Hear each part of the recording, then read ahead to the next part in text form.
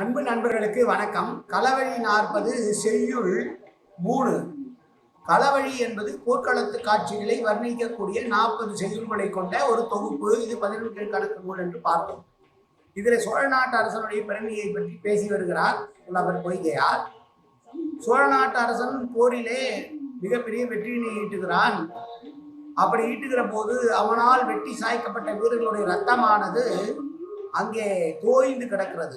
வெற்றி முரசு இடி போன்று முரசு அடித்து வெற்றி பெற்ற சோழனுடைய போர்க்களத்திலே வழிந்தோடும் ரத்தத்தை தங்கள் நடையால் சேராக்கி பிழைத்த வீரர்கள் நடக்க முடியாமல் வழுக்கி விழுகிற பொழுது அங்கே ஏற்கனவே வெட்டப்பட்டு வீழ்ந்து கிடக்கிற யானையினுடைய தந்தங்களை பிடித்து கொண்டு எழுந்து நடந்தார்கள் என்று சொல்கிறார்.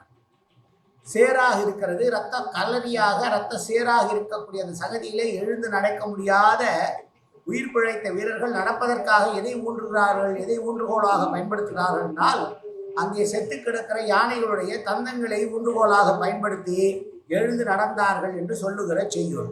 மீண்டும் ஒரு முறை செய்யுள். ஒழுக்கும் குருதி உழக்கி தளர்வார் இழுக்கும் களிற்றொடு கோடு ஊன்றி எழுவர் மழை குரல் மாமுரசின் மல்கு நீர் நாடன் பிழைத்தாரை அட்டகளத்து. கோடு என்பது களிற்று கோடு என்பது யானையுடைய தந்தத்தை குறிக்கிறது. நன்றி, வணக்கம்.